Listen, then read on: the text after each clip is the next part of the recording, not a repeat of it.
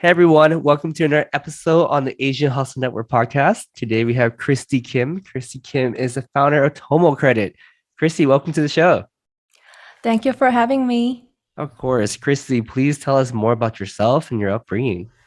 Oh yeah, so I'm originally from Seoul, South Korea. So my mom and dad, they're both entrepreneurs. They run small businesses in South Korea. So growing up, I always saw my parents working so hard, but at the same time, they truly enjoyed what they were doing. So I would say it was a pretty good upbringing that I had a positive idea on being your own boss and doing what you love.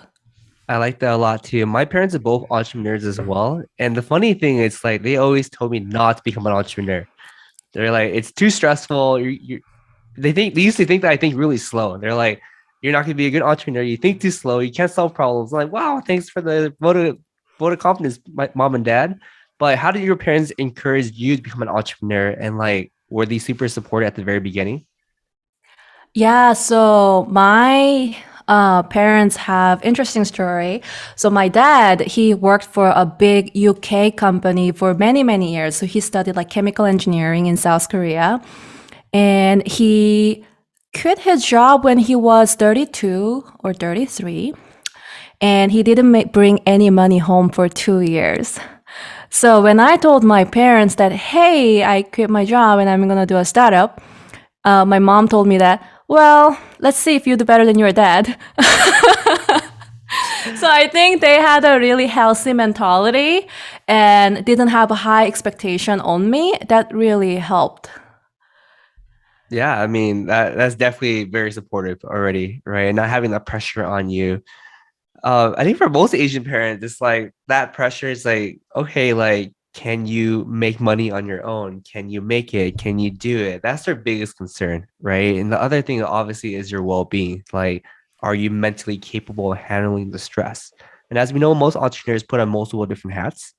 How has transitioning from a full-time job to becoming your own boss, what's that process been like for you mentally, emotionally, personally as a person? Like what goes through your mind from like day one to now?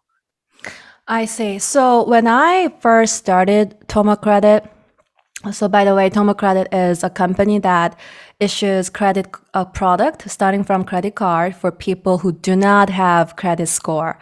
So all the immigrants, international students, or any young people in the US who haven't had a chance to build credit yet. So for me, the idea was so personal to me because when I came to the US when I was only 11 years old, and my parents, as I said, were entrepreneurs, so they couldn't move here with me. So I kind of figured things out on my own, and I went back and forth Korea and here a lot, and no one taught me about credit score or credit in general, even after finishing up college. So for me, I've learned about credit score in my mid 20s, and that was kind of too late. And I suffered so much because I didn't have a credit score. I couldn't get an auto loan. I couldn't rent an apartment in San Francisco. So the idea was very personal to me. So in the very beginning, I was actually fearless in a way that, hey, someone has to do this. I suffer so much. And if mainstream financial institutions are not going to do it, someone has to do it. So I will give a shot. Yeah, I mean, I really like that fearless mentality of jumping in both feet, knowing that there's a bigger cause behind it, right? That there's a lot of international students that don't have credit that still need to move on with their lives.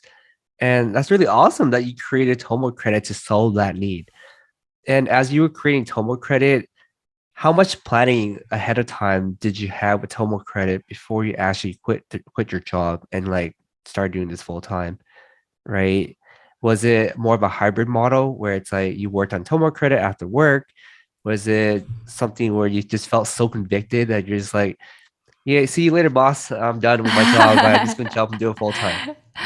It was definitely hybrid in the beginning, and it was not intentional that way. It just happened to be that way. So right before starting Toma Credit, I got accepted to MBA program, and I decided to go to UC Berkeley MBA because I loved the school. I was already familiar, and I was working at a venture fund in Hong Kong. They only invested in crypto, like crypto native project, not even like crypto in like in equity funding.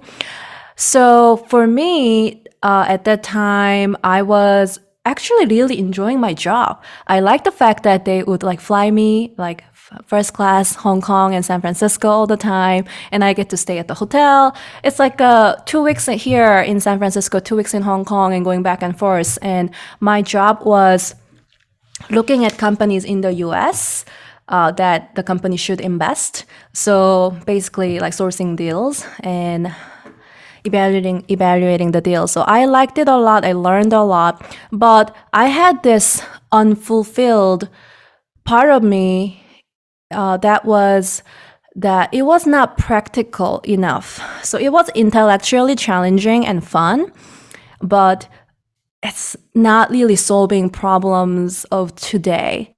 So even though I fund this company, I invest in this company, I'm not going to see anything out of it in the next 2 years. So for me, that kind of bothered me a lot. So I thought that, well, there is a problem that is very, very, very acute for me, and there are so many people who with the same problem in the US not having a credit score. So why don't I solve this? That might be more meaningful to me personally.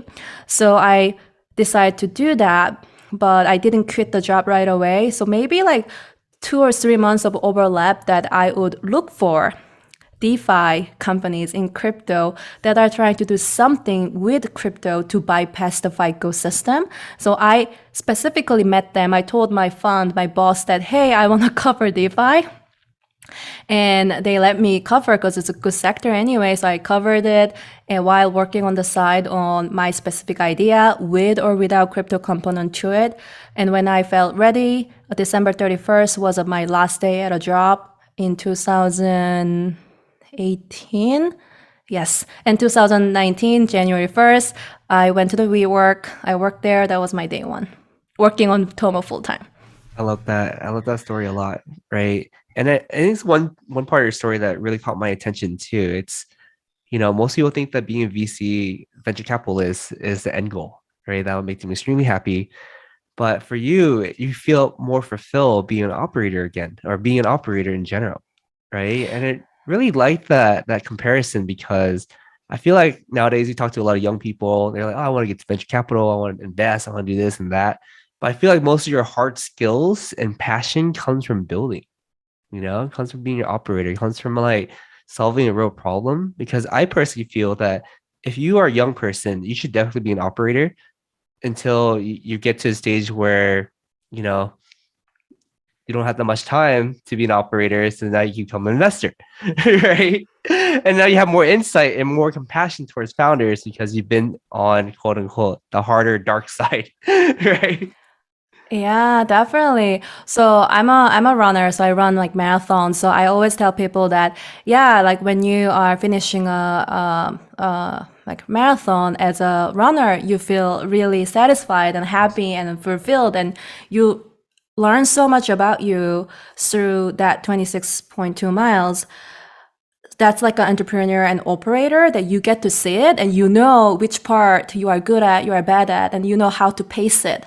But when you are an investor, it's like you are a sponsor of that runner. You will meet, you will, just watch, and the investors be happy when the runner finishes the race. But it's like different type of learnings, and some people are better suited to be a cheerleader and sponsor, and some people they want to be a runner on their own. So I think it's just different type of feelings, and when you are young, probably, yeah, I agree with you. That's better to give a shot as a runner. And if you don't want the struggle, don't want the struggle and pain, then just switch, right?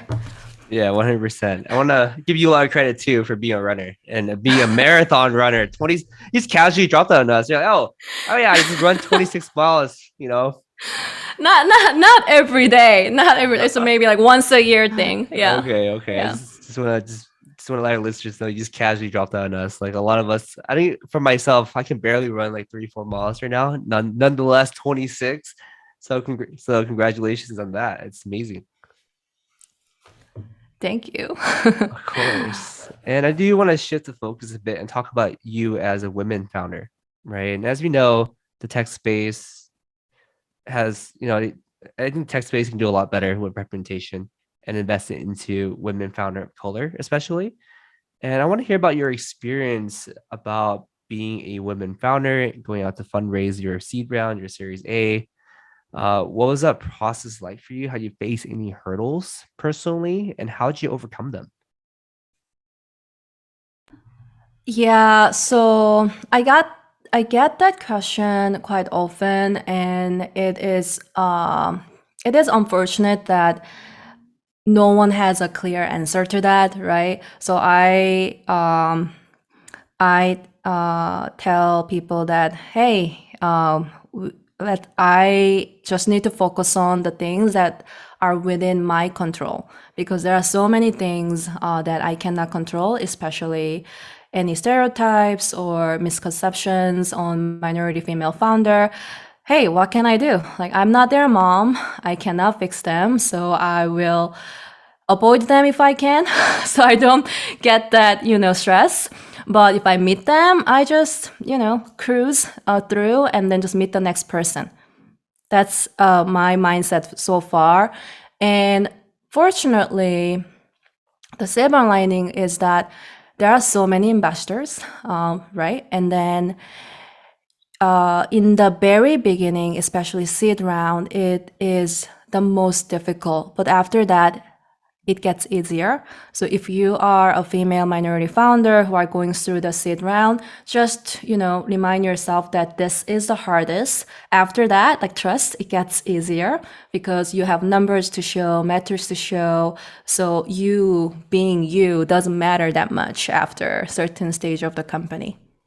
Yeah, I mean that's really good advice too. It's actually kind of relieving to hear that the process does get easier. There's some founders that we have on the podcast where we hear their stories like, no, it doesn't get any easier. It just continues getting harder, So I'm really glad to hear that the process has gotten easier for you at least. But again, like I feel like nothing in the business world is ever easy, right? And I personally think that I feel like you have grown a lot stronger through the process, so it feels easier.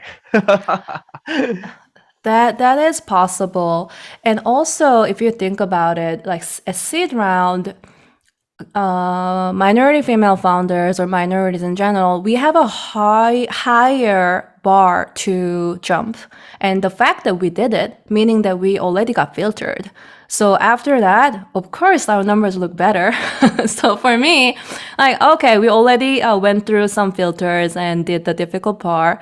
So naturally, our numbers look good and we put extra hours working into it.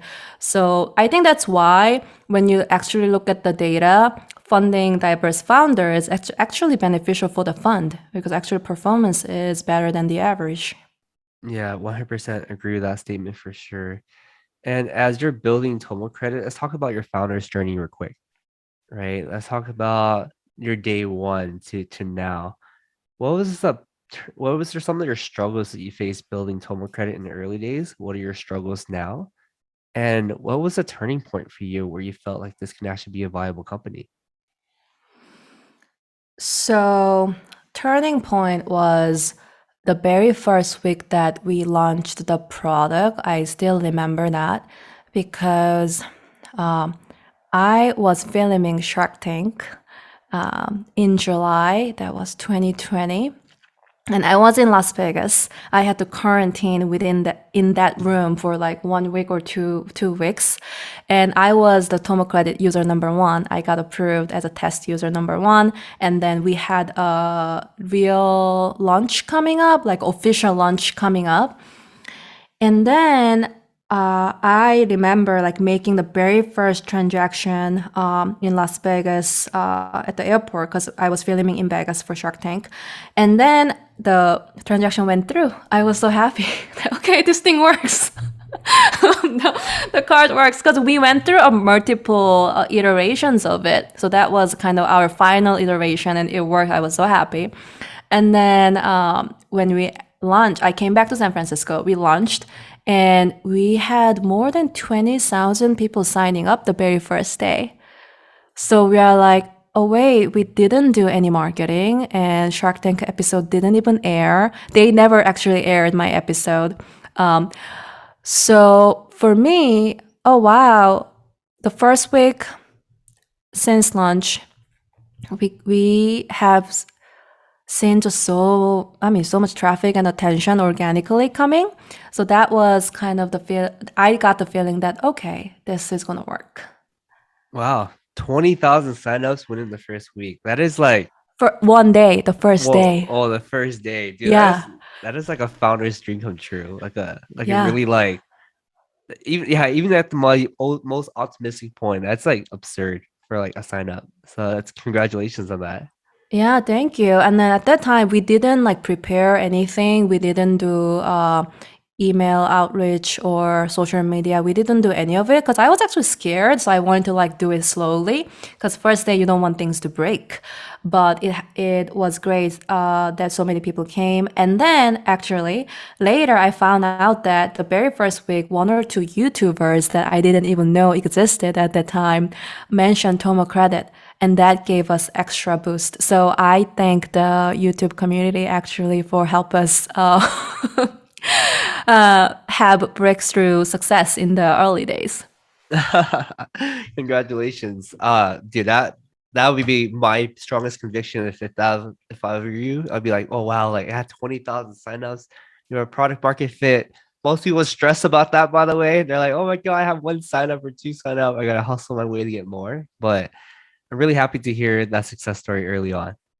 And I'm kind of curious too about you being the founder and CEO of TomoCredit, right?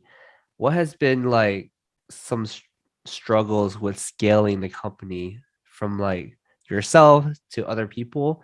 Because most founders, especially first time founders, have the issue of delegation. If I delegate that, how would I ensure the quality will be the same? Or you get the quality back, you're like, no, no, no, no, it's not what I'm thinking, right? So like what has been some challenges for you scaling the company from just yourself to other people? Yeah, so the first part I struggled the most was asking for help. Actually, I don't know whether this is like my problem or it's Asian problem that we just want to do it on our own or fix it and we just want the world to believe that we are perfect.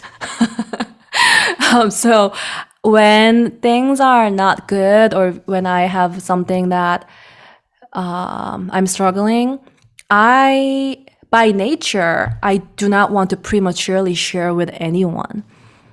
And so sometimes investors like, why didn't you tell me this before? It's not a, we could help. But for me, I would fix it myself and then tell them that, hey, this happened, I fixed it, now we are good.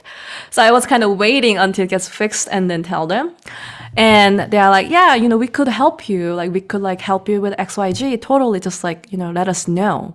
So for me, I'm like, okay, and they're like, yeah, you should use us. I want to work for you, but you need to tell me what it is. So I was like, okay, I will do better.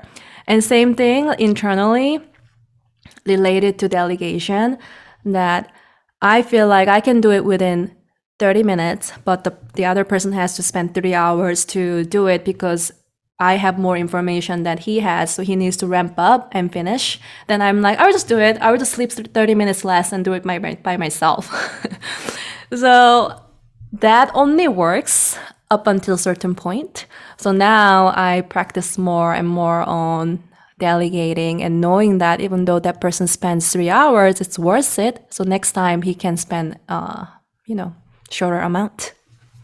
Yeah, yeah. I think you just highlighted a lot of similar founder struggles, right? The delegation part, the sleeping less part. I'm definitely very guilty of that myself. It's like, hmm, I can do this. But what you learn is like the more you delegate, the more you're tapping into your team's fullest potential, right? Because you realize that every human being has a special skill set, and you realize that everybody has a different opinion. And for you, for the company to continue to grow, you need to value those opinions, right? So 100% agree with everything you said. And I don't think we ever got a chance to really talk about yourself on the podcast, right? We talked about your background, your upbringing, your relationship with your parents, but like I want to hear more about Kristy Kim, right? Tell us about how you, I mean, it's going to be a loaded question for you. Tell us about how you became the person you are. And I want to hear more about your your personality as a child, your things that you value, your early parts of your career. What was your major back in college? Like let's cover those aspects too. I see. So I was always like outgoing, positive, I guess, type of person because my mom is super positive. Like she is the type of person who wakes up and like kind of like singing that's a good day kind of. So I'm so and she's very, very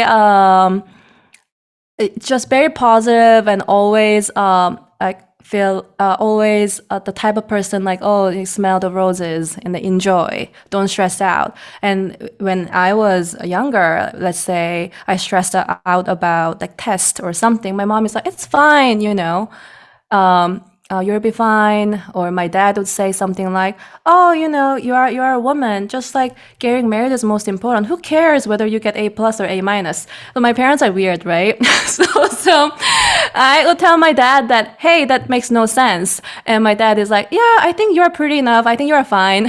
So. Okay, caveat here is that my parents they live in South Korea, so South Korea is still very I would say, what's the right word?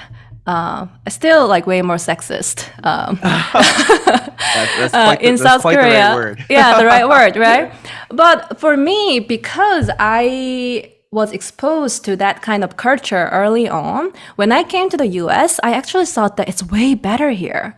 So for here, I'm like, well, it's like way better. I love being in the US. And but now we all know that US is also not perfect. It's not but comparison is important. So compared to South Korea, US was always better. So for me, when I first came here, I kind of soaked into everything, and I always try to look at the good things about this culture rather than looking at the bad side. And also that kind of helped me develop like thick skin as well. That because I was younger, my dad would say so many absurd things. Here, like if someone says something about me, I'm like, hey, I don't even care.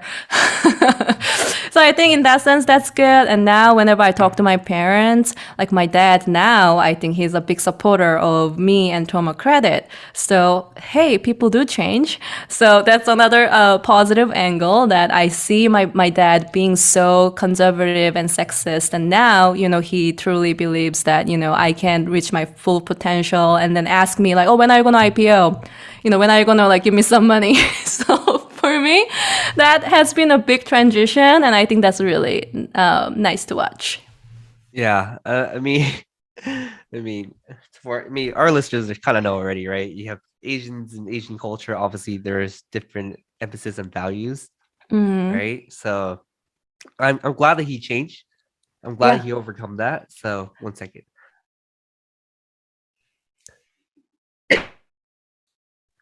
Yeah, I'm glad that he changed and overcome that. And have a different perspective now, which is cool. I mean, the way that you describe your mom is basically how I am as a person. Like I'm just like, there's nothing to be stressed about. Just be positive, whatever, right? I think that mentality kind of goes a long way too, because as entrepreneurs, there's more bad days and good days, right? And sometimes you need to make your own good day. Yeah, definitely. So she's that type of person. So I feel so lucky that I have her a positive attitude instilled in me a little bit. And she still runs her own company. She is in fashion design. So whenever I visit her in South Korea, I can see that she truly loves what she's doing, creative type of work. So. Yeah, I really like to hear that a lot. And let's talk about the early parts of your career. What was your major in college? What you do at the early part of your career before you became? this amazing CEO and founder? So I was lucky. So at that time, to 2011, economy was not as good as like last year or before. So I was able to get a visa quite easily. And then I started working at this M&A firm. So for me, I just wanted to try everything and anything. That was like my mentality in the beginning because, hey, this is a new country and my parents are not here to give me any guidance. And when I was younger, I thought that I wanted to be a reporter, like working for CNN or something. And then I realized that my English is too bad. I'm not definitely not going to be qualified. So for me, I'm like, okay. When I was in Korea, I thought I wanted to be a anchor reporter for Korean and a Korean company. And then when I came here, I CNN looks cool, but like no one's gonna hire me. So I was like, okay, then what should I do? Maybe I should go to law school. And I took some law classes and realized that it's not so great. So that's out. So I thought that I would try finance. So first job was good and I met so many founders in my very first job as a young analyst. So if you're at a really big company like Goldman or Morgan Stanley, as an analyst, you don't get to do any sales. You don't experience the sales side. But because I was at a boutique M&A firm, I was able to do the sales side sales by myself. So sales side M&A, I got to meet so many founders and investors. So that kind of gave me a glimpse of founder life and also investor life and got me thinking that what should I do? And I thought that I will try the investor part because the founders I was meeting at the time, they are mainly like B2B software companies. And I didn't feel like that was my passion. So I was like, okay, then I will try the investment. And I joined a BC firm. But ironically, they wanted me to work for their one of their portfolio companies. So I tried that because again, my mentality is, hey, like why not? I want to try everything and compare. And I learned that I actually really enjoyed operation as well.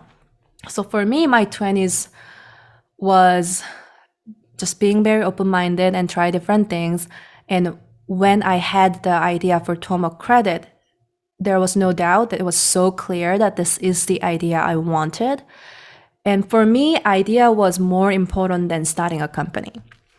I meet so many founder, like wannabe people who are so focused on like starting a company. They're like, oh, I have a potential co-founder. I'm gonna start a company, but I don't have an idea yet. So for me, that's just not how I operate because I never thought that starting a company is my goal because I would be totally happy doing something else as well. So for me, when I had the idea and it was so clear and no one else was doing it and no one wanted to do it, so I was like, okay, then I will do this. Wow. Oh, thank you for describing that journey, right? And for our listeners too, to hear this story, it's I think the biggest takeaway for me, it's like joining a company that allows you to experience a lot of different things because that allows you to ideate yourself, allows you to see what's possible, and most importantly, envision yourself in different key positions, right? And just seeing you eventually become an operator, I mean, that's invaluable to hear for our listeners. Yeah, definitely. So whenever I have like young graduate or college students like asking me advice, I tell them that, hey, your first job out of college, you are not going to be there for 10 years. So just choose a job that you think that you get to learn the most and have the exposure that you want. Because if I look back, the first year out of college, I had amazing exposure because I got to meet so many founders, and founders would normally not spend time with 20 something year old analysts. But because, I was there to help their sales process, they would tell me everything, anything they regret that they're like, oh, I should have sold this earlier. or